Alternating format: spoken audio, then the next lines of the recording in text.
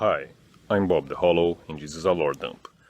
These are all things I've noticed throughout the game, but couldn't fit into any of my other videos. So, here's the thing. Once we get to the lore bits, it's not my voice you'll be listening to. I have entered an arrangement with a voice actor from within my audience, and I've chosen to do that first for personal reasons, and second because I just love his voice. So you can now all just pretend I have always sounded like a suave, rugged, Lovecraftian private detective scholar. And yeah, with that out of the way, we can get started, shall we?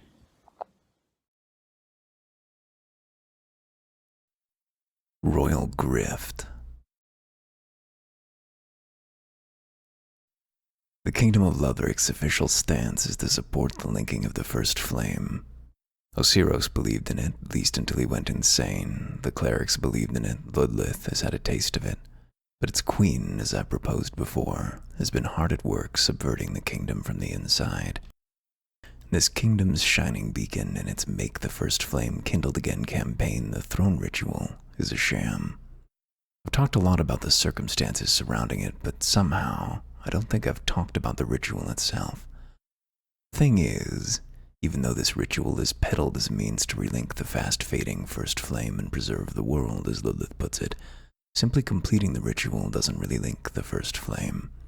And most importantly, the ritual takes you to the far distant future, where Lothric has since been reduced to ruins, so, one way or the other, the ritual was never meant to preserve this world, as in from the perspective of the Lords of Cinder and the people of Lothric. Rosaria doesn't seem to bear any ill intent toward her offspring, and her participation with the ritual can be reconciled through the inscription on Lothric's throne in Firelink Shrine, which says Holy King Lothric instead of Prince, because Osiros was originally meant for such mantle of lordship. Then, after being enthralled by the scholars, he promptly refused his role, which fell upon Prince Lothric. Though considering the prince was indeed unkindled, his mother may have wished for him the role of Lord of Hollows instead. And finally, as far as I can tell, myself and pretty much everybody else have been taking the dynamics surrounding Lothric and Lorien's curse a bit backwards. We kinda always assumed Lorien joined his younger brother to save him or something of that sort. But in practice, it's Lothric who's keeping Lorien alive, not the other way around. We keep killing Lorien over and over again, and Lothric keeps bringing him back. So, considering Lothric calls that room their grave, I think Lorien was about to, or actually died after his fight against the Demon Prince, and the curse that merged their life forces was actually meant to save the Elder Prince. And when they're together, they're the spitting image of the armor of favor, further corroborating my theory that Rosaria was Fina all along. Rise if you would. Shrine real estate. And speaking of Firelink Shrine, here's a few random tidbits either directly or indirectly related to it. The Curse of Firelink Shrine, mentioned by the Shrine Handmaid, which keeps its residents prisoner and institutes obnoxious fog door countermeasures at every exit point, is both the reason and the means by which NPCs teleport to it, instead of, walking. The shrine is trapped in its own time bubble, and outsiders seem to need an invitation in order to gain access to it. In Dark Souls 1, the Lord Vessel connected the bonfires, allowing teleportation between them. If we take that as a precedent, then a couple of vessels found in and around Firelink Shrine might serve a similar purpose. The first one, beneath the shrine's bonfire, connects to this smaller one in the high wall of Lothric, which contains the remnants of the shrine's original coiled sword and allows teleportation to that room, even without a lit bonfire. And the one with the Oscar wannabe may be connected to the one in Osiris' chamber, and both would have been used in the ritual that set the shrine apart from the flow of time. The time dynamics between Firelink Shrine and Untended Graves allow for events in one instance to affect the other, such as with the bloodstains and the Hollow's ashes. Greyrat helps to confirm that by remarking on the toll of the bell that summons the Unkindled, meaning ringing in our Firelink Shrine affected the bell in Untended Graves. And the Firekeeper probably learns the time to ring such a bell by using her headpiece to stare into the dark, to which it seems to be connected, in order to gauge the relative strength of the first flame. Besides Frida, the Londor Shadow of Death face preset tells us there were other denizens of Londor among the Unkindled. And speaking of Unkindled ones, the Champion's Boo. Henri of Not Astora is the only NPC in the game whose gender isn't locked. It's tied to the protagonist's gender instead. And while this could be hand-waved away by saying it's due to the wedlock mechanic, that's just lazy.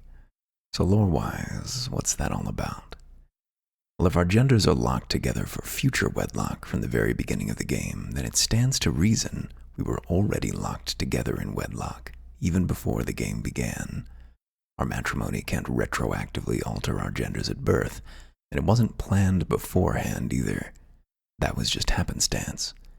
So again, matrimony is the only reasonable explanation for us to have been paired by genders since before we became unkindled.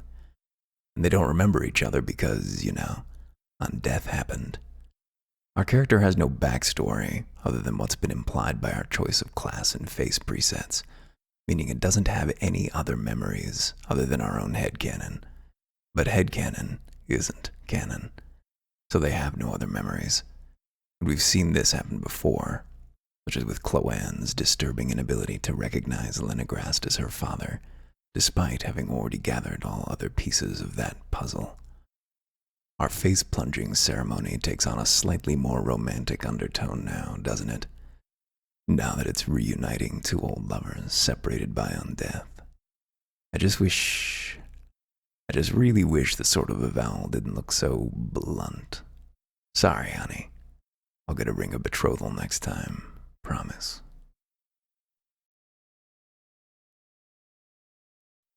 Library Wars.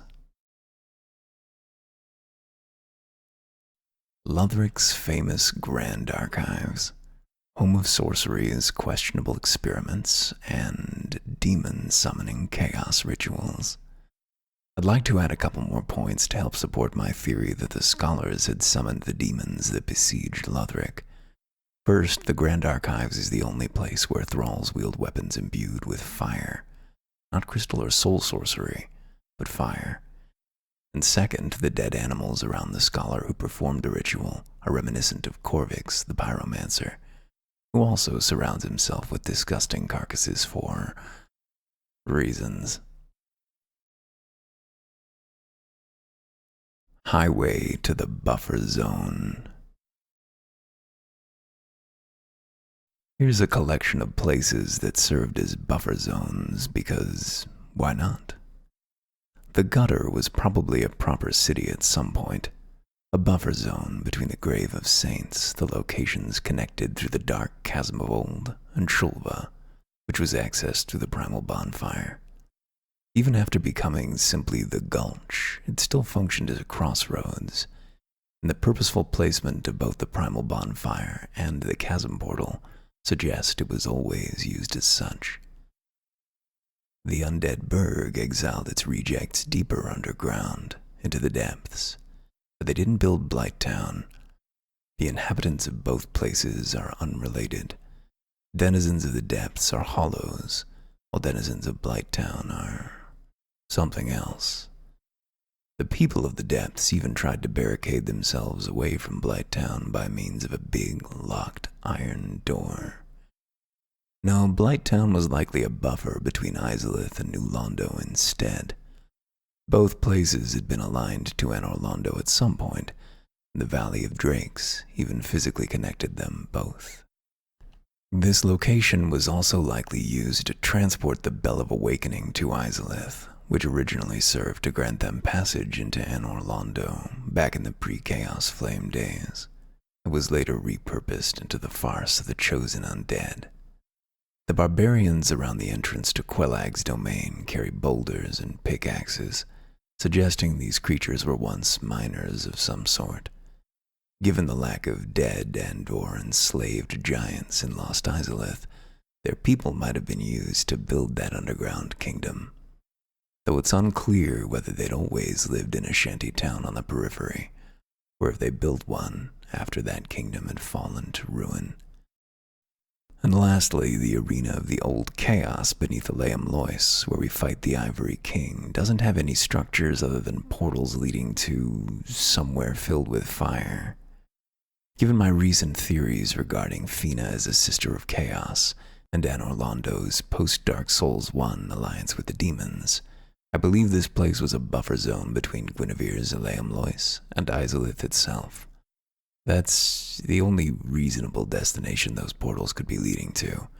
And that's the only reasonable explanation for these portals to have been built where they were.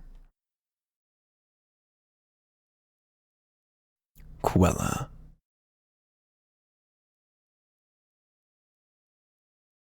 In my Bloodlines video, I presented a side theory stating Quella may have been Fina's birth name. Well, viewer Cantaloupe kindly reminded me that, in Japanese, Quella's name was actually Nira. The rest of that theory's framework still works, but I always lean in favor of original descriptions, so personally, I'm just going to disregard this bit from now on. Thanks, Cantaloupe. Your contribution is greatly appreciated. Now, if we're going to disregard Quella as Fina's birth name, then I'd like to expand upon the transition from Fina to Rosaria instead. I think that means Fina had to keep herself hidden after she came back to Anor Londo, but this specific piece of lore begets a more thorough exploration, or the circumstances around it, to be more precise, and we'll be getting to that in short order, I assure you.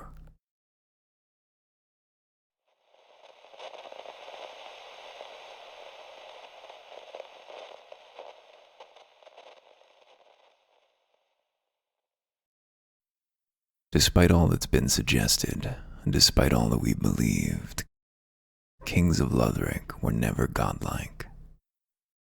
Black Hands served successive generations of kings, but god kings are not so easily unseated by the passage of time, like the sullen goddess Dark Sun Gwyndolin, who ruled over Anor Londo for as long as these games care to remember. No, the history of the Black Hands tells us that Lothric kings were as human as you and me. The earliest reference to Lothric is in the Ringed City. That is a human city, after all. This revelation helps to explain the Twin Princes' resistance to dark damage, unlike their deific ancestors, and possibly even Gertrude's corpse in the Grand Archives, since gods don't normally leave dead bodies behind. Bountiful Light suggests she wasn't officially recognized as a daughter of the king and queen, which I now take to mean she was shunned for inheriting more from her mortal father than from Rosaria, unworthy of her father's affection and his now divinity-infused royal bloodline. It's also possible this is the reason Nociros was driven to Seath's research. Unlike his wife and children, Nociros' claim to immortality meant becoming a Hollow King, in the same vein as what happened to Vendrick.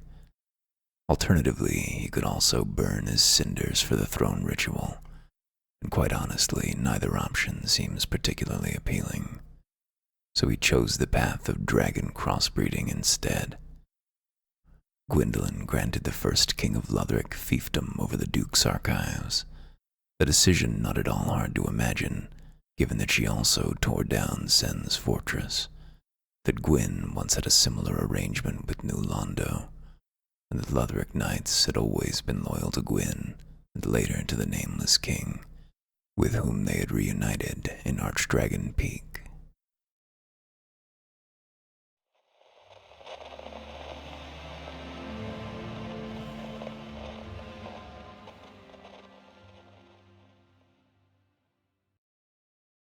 Unraveling the lore of Dark Souls cannot be achieved in a grand, fell swoop.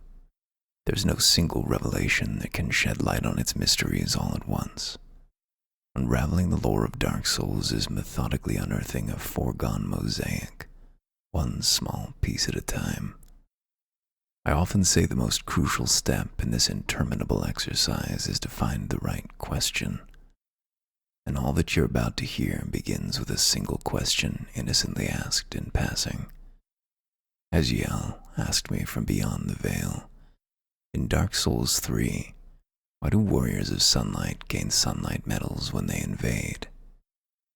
Thank you very much, Aziel. Your curiosity has granted me a couple more points of insight.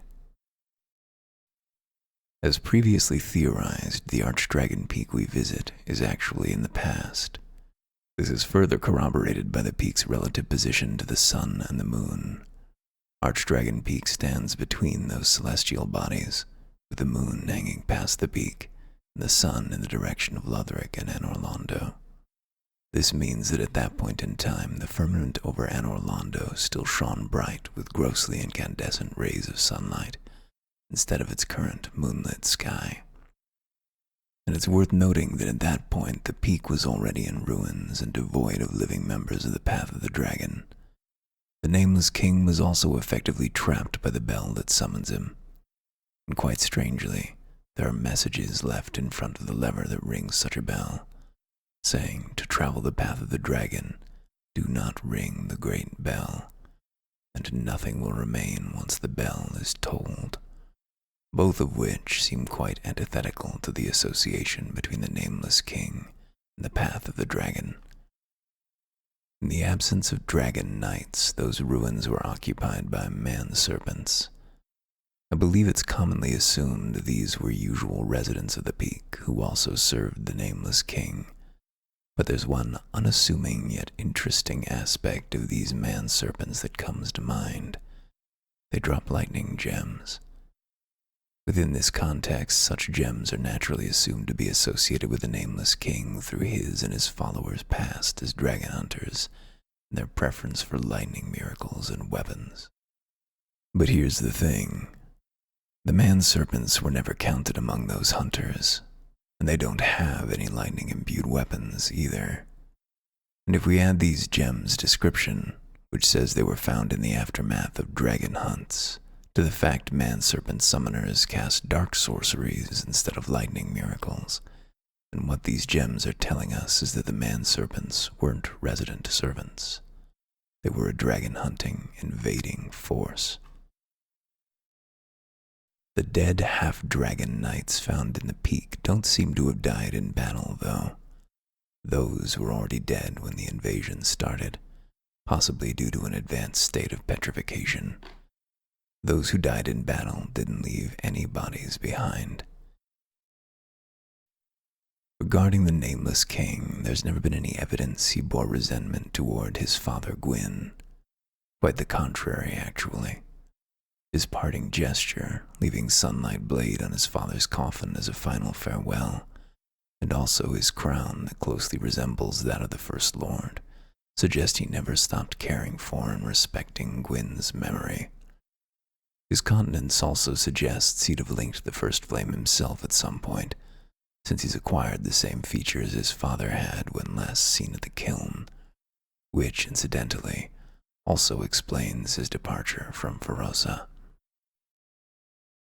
All this serves to set the stage at Archdragon Peak, but under whose orders did the man-serpents invade? To answer that question, we'll turn our gaze to the one who had the most to gain from the Nameless King's downfall, someone against whom the Nameless King had developed a grudge since ages long gone. His own mother, Fina. Fina's soul was returned to her by Lautrec in Dark Souls 1, meaning she was already in Anor Londo by the time the Nameless King returned from Ferosa.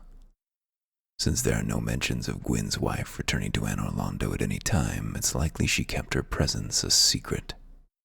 She had also been stripped from the annals of history after all, which also explains why she goes by Rosaria now. And given her history with the Undead Rebellion, she was likely partly responsible for Gwendolyn's embrace of her darker side.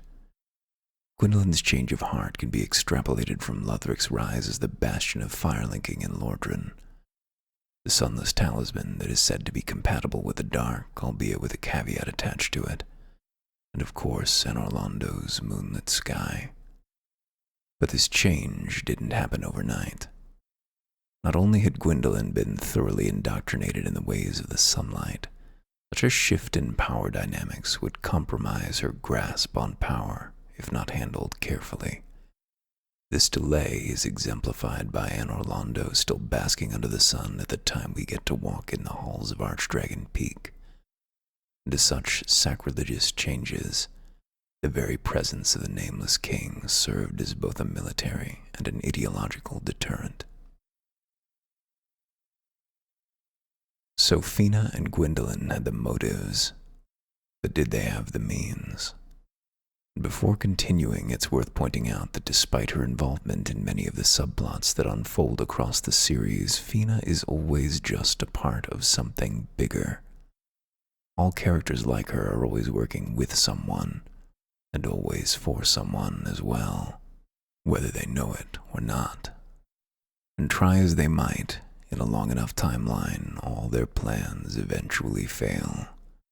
Even the primordial serpents, who generally manipulate both sides of this conflict, are always dependent on and contending with the prowess and ingenuity of other individuals. Just something to keep in mind, lest we lose perspective on the scope and complexity of the lore, and lest we fall prey to the temptation of attributing too much importance to any given character. Now Fina can be retroactively associated with the invasion of Archdragon Peak through the Nameless King's prison and covenant. And I say he's imprisoned because despite not looking like it, that's functionally what his arena does. Remember, we have to reconcile his presence with the state of his kingdom and those warning messages. And also that, well, he's airborne. Unlike most bosses, if he were free and wanted to fight us, he could have done so at any time. Like when we're killing the wyverns, for instance. But he can't, because he's not free. Because the bell and the fog don't just summon him, they keep him away. With that in mind, it should be easy to see that this whole process is identical to what's found in Rosaria's Cemetery of Ash, where the unkindled are summoned by the toll of a bell, and fog walls keep the shrine's residents trapped through the shrine's curse. Fina's involvement with this operation also explains why Warriors of Sunlight obtain sunlight medals during invasions, instead of just through jolly cooperation. Don't forget that the red-eye orbs themselves are subject to Rosaria's covenant. Upon invading another world, you'll be granted pale tongues, even if currently pledged to the Blue Sentinels or the Blades of the Dark Moon, for example. You get pale tongues even before meeting Rosaria for the first time. The only covenants that can change that are the Mound Makers, which I've theorized to have been created by her, and the Warriors of Sunlight. And note also that this ability is a well-guarded secret. All item descriptions related to this covenant only ever mention cooperation, not invasions. So with all things considered, it's safe to assume Fina took over the Nameless King's covenant after the fall of Archdragon Peak. As for who would have made use of this feature, I believe it would have been Rosaria's Dark Wraiths, but that bit is more relevant for my next theory, so we'll be moving along for now. Gwendolyn, on the other hand, doesn't seem explicitly implicated in this affair, but I believe she must have taken part in it as well, simply because she'd be in the best position to have ordered the man-serpents. They served Seath in the Duke's archives, so given Gwendolyn's history with the Pale Drake, and also the fact she acted primarily as a sorcerer, it seems natural that she'd take both an interest in the archives and command over the man-serpents after Seath's demise. And the following may very well be the definition of circumstantial evidence, but, you know, Gwendolyn just had bloody snake feet. And so it is that the mother and daughter orchestrated the fall of the firstborn and brought ruin to Archdragon Peak. granting Lothric knights fiefdoms over the Duke's archives, divided the Nameless King's forces, weakening the peak's defenses. Despite everything, the Nameless King was still family, and so they had him put away instead of outright killed. Afterward, I assume Lothric visited vengeance upon the usurpers at Archdragon Peak, and Lothric knights continued to pursue the path of the dragon in order to become wyverns. When the time was right, Fina, now known as Rosaria, dealt with the kingdom of Lothric by breaking its fire-linking bloodline, with a throne ritual meant to sacrifice Osiros and Prince Lothric being taught to doubt the linking of the first flame.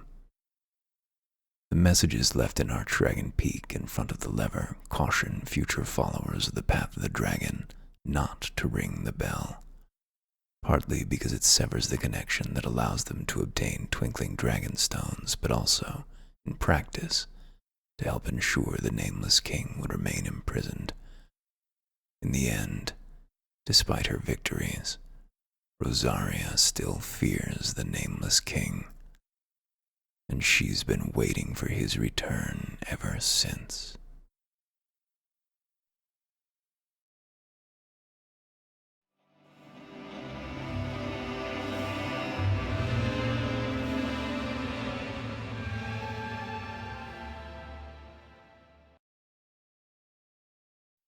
This theory is meant to build upon the last theory presented in Lore Dump 5, describing what happened to the canvas of the painted world between Dark Souls 1 and 3. That theory already had part of the Sable Church's timeline. This one completes it and corrects a couple points made in that theory. The symbol of a vowel traces all the way back to the Ringed City. In its generic form, it seems devoid of meaning, but the symbol in question is derived from these statues. Here the symbol takes on a meaning of subservience, where its inhabitants must bear as a weight the will of the gods, represented by their faith and their miracles.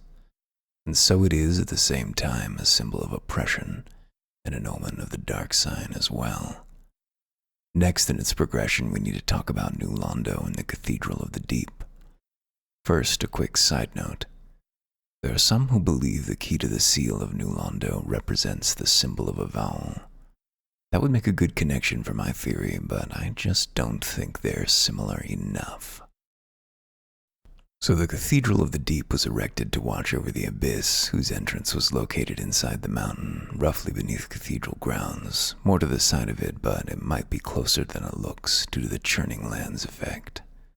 There's an evangelist looking over a body of water that goes deep underground and seems to indicate the inside of the mountain was flooded, which fits the pouring waters in the dark chasm of old, and also Aldrich's vision of a deep sea. Irithyll's dam may also have been built for this very same purpose. As I've stated before, the deep is, therefore, the abyss by another name. Being originally of the Way of White, as indicated by the Archdeacon set, it may seem like their purpose was to keep the dark at bay. But remember that even in Dark Souls 1, the Way of White was already transitioning away from Lloyd's teachings, and this branch is likely to have always embraced the dark. The abyss they were tasked to watch over at its entrance in New Londo, a place clearly influenced by Velka. The last we saw of that place, it was crawling with dark rays with a direct link to Koth himself. The worship of Velka in the dark had always been present in this place. The deep-worshipping deacons merely had sprung from within this cult. Then, as the faction of the Way of White has always done, they had to conceal their beliefs from public scrutiny, until Aldrich started preaching a new religion, that is, eventually driving a rift within their ranks. I've already shown that Caitha and Velka were the same. Despite the iconography present in the Cathedral of the Deep being that of Caitha, proper worship of Velka exists there as well. The arena of the curse-rotted Greatwood was originally cathedral grounds. This is established by the statues at its entrance, which are the same found in the cathedral, and the cathedral-like architecture at the base of the giant Bowman's Tower, making the stretch between them cathedral ground as well. This provides a reasonable explanation for the statue of Velka hidden beneath it, which, in my humble opinion, is always better than fan service or pure randomness. The area surrounding that statue also fits this conclusion, judging by the presence of cleric-related items found there. And then there are the crows flying over the settlement and the cathedral. I think most people assume their presence is related to the many dead and undead bodies found in those places, which is probably intentional on the part of the developers, but that ignores the blatant presence of a statue of Velka in the settlement, and by extension, the cathedral. It also fails to acknowledge the pattern created by those crows and the crows flying above Ariandel Chapel, which was undeniably dedicated to Velka. And although they worshipped Velka, she was long gone by the time this cathedral was founded. So considering Fina was always shown to have some influence in Karim, and also my theory that she'd have participated in the creation of the Way of White, I think it's safe to assume she was involved in the creation of the Cathedral of the Deep. I mean, that's where we can find her now, right? Within this context, it's also worth taking another look at the Road of Sacrifices. We currently associate the road with Aldrich, to whom sacrifices were brought for consumption, but I think both the name and the practice predate him. We know Velka had sacrificial rites, and we know blood rituals were conducted in the cleansing chapel, probably related to the painted world, and possibly justifying the creation of the cathedral in the first place. And we should also note that the road doesn't begin at the foot of the tower. It begins between the settlement and Lothric Castle, as the same carts found in the road can be found in that bridge as well. Meaning Lothric sent sacrifices to the cathedral directly from the castle, not just the settlement. Something that would most definitely have been easier with the support of Rosaria, Queen of Lothric. Yet another link between Fina New Londo and the Cathedral of the Deep comes from the Dark Wraiths. Remember that Dark Wraith in Lothric Castle's underground cell? The interesting thing about that Dark Wraith is that the knights surrounding it have all been decapitated, which makes me wonder whether the Winged Knights were at least partially composed of former Dark Wraiths. Koth was the leader of their invading covenant in Dark Souls 1. Dark Souls 3's invading covenant is led by Rosaria. If both Koth and Rosaria are working with Londor and assuming the Dark Wraiths would still be a part of an invading covenant, then it stands to reason that these wraiths would be under Rosaria's command. They could serve her even from within the castle if they were disguised as Lothric Knights. Later, these sleeper agents could pledge themselves to the Angels and start the infighting meant to weaken their forces, thus aiding Irithyll's incursion into Lothric. Seeing as how Lothric was still ostensibly a pro-linking anti-Dark society, the imprisoned Dark Wraith was jailed by Loyalist forces. Rosaria gave Leonard the key to the cell, and was either told to deal with the problem and make him disappear, or, more likely, he was meant to free the Dark Wraith, but decided to use us to kill the Wraith instead. Fingers need only fetch tongues, otherwise we are free, unchained. You can choose to believe all fingers share camaraderie, but do not force your romance on the rest of us. So we drew a line from New Londo to the Cathedral of the Deep and its worship of Velka. We proposed the painted world was likely the real reason for the cathedral's creation, where blood and dark were used in its restoration. And we've demonstrated Fina's involvement in this effort as well. Now all that's left for us to do is to connect the Cathedral of the Deep to the Sable Church. And this is where Lore Dump 5 comes into play, for, as described in that video, after the painted world was brought from Drangleic to Lordran, it was placed in the Cathedral of the Deep, before presumably making its way to Londor. The Founding Sisters were among those who brought the painting, and here they met with Fina. Under the guidance of the primordial serpents, they envisioned Londor, and tucked Alfreda away inside the painted world, until such a time as she would be called upon to become their Lord of Hollows. This connection also explains the Blue Cleric's transition into Londor Pilgrims, the Pilgrims' ability to grant dark sigils to the unkindled, and Londor's architecture being reminiscent of Lothric's, as seen in Gale's desert at the end of the world. Nothing is ever really meant to be, but everything happens for a reason nonetheless.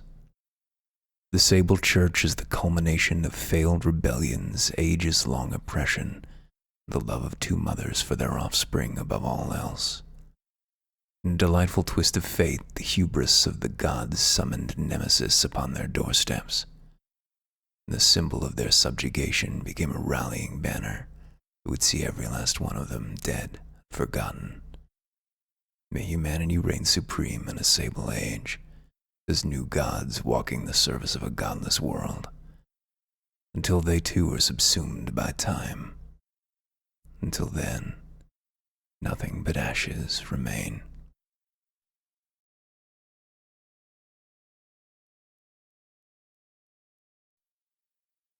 Bonus question / side note that's been bugging me for years. The fuck are bottomless and storage boxes? Mini abyss portals? How do they work, and how isn't that more relevant? Are they connected to mimics somehow? The fuck are they?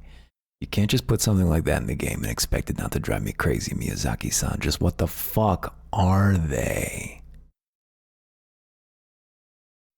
The narrator giving voice to the profound thoughts of our friend Bob has been "A lie remains a lie." I'm going to pass the mic back to them now so they can wrap this up for you. See you soon. Before signing off, I have a few more notes to add. First, regarding what I said about the Road of Sacrifices, I'd like to point out that the weapons we can transpose from the soul of the curse-rotted Greatwood, Astor's Spear and the Hollow Slayer fit the framework I proposed, as both being considered cursed objects.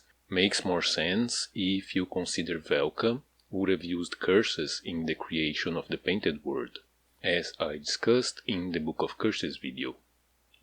Also, one comes from Karin and the other from Drangleic, representing the convergence I proposed earlier, with the Cathedral of the Deep having been founded by the Way of White with the participation of Fina, and the Founding Sisters, among others, having brought the painting from Drangleic.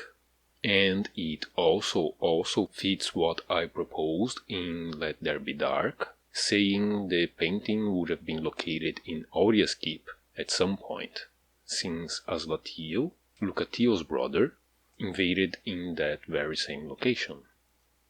The second note is that the description for the cleric starting class, a traveling cleric who collapsed from exhaustion, serves as what should have been a very obvious hint that these blue-robed undead clerics became the Pilgrims of Londor, since it's winking at the intro cutscene where a Londor pilgrim also collapses from exhaustion. And the last note is, I'd like to address Fina again.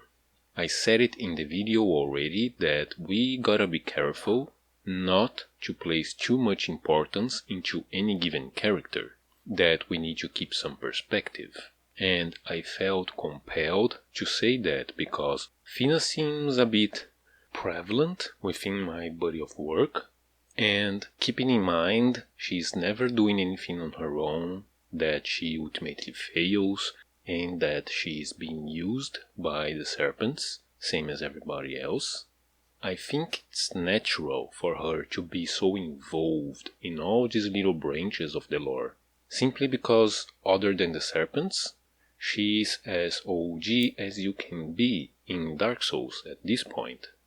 She's a second-generation goddess who's been around since for fucking ever. She's the OG matron of Honor Londo's royal family. You can't expect her to just sit around doing nothing for literal ages, right?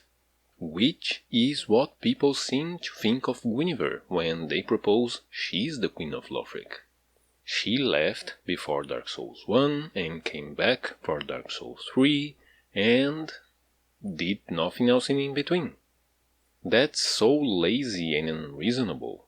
Fina had more than enough time to stick her fingers into every single pie, and of course she would.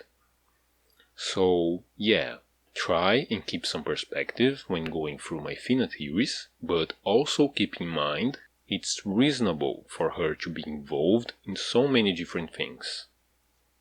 Okay, now we're done.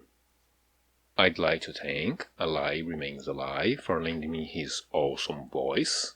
Some of those passages gave me literal goosebumps. I just can't wait for Elden Ring to come out so I can put him to good use again. Which reminds me to say, this may have been the last proper lore video before Elden Ring comes out. I'll be starting a new series in a month or so, but that's lore adjacent, not proper lore. I'll put out some more info soon. Thank you all very much for watching, as always. A very big thanks to all my patrons, John, Ethan Finlay, Sinclair Lore, Balam, Several Bets, Tyler Baldwin, and Chris, etc. Everybody, please take care of yourselves, and until next time, see you around.